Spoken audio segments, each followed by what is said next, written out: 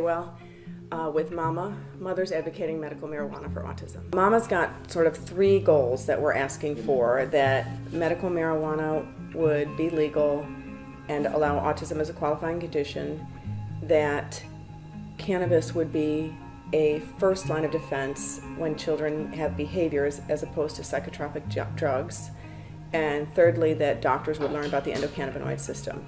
So if a whole plant bill passed here in Texas, and if autism was a qualifying condition in some way, then the next thing would be to start finding doctors that are willing to put the two together and look at what in autism, what is it in autism that cannabis can treat? Because we feel that it can be palliative and curative. It can just sort of calm a child down, but can also really work on those underlying conditions. Jack has been on very few heavy-duty drugs for a very short amount of time because none of them have worked. You know, they usually just make him worse, which means worse is more aggressive, less focused, more hyper, more self-injurious.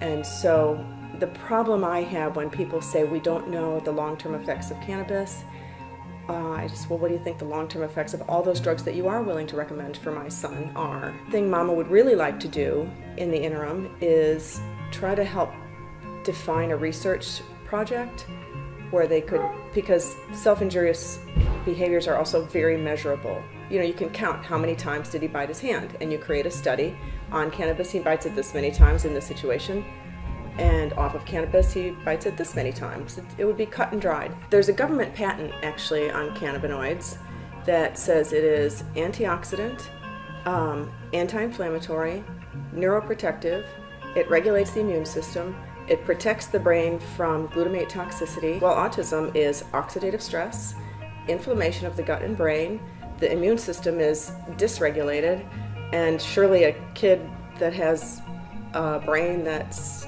compromised needs a neuroprotectant.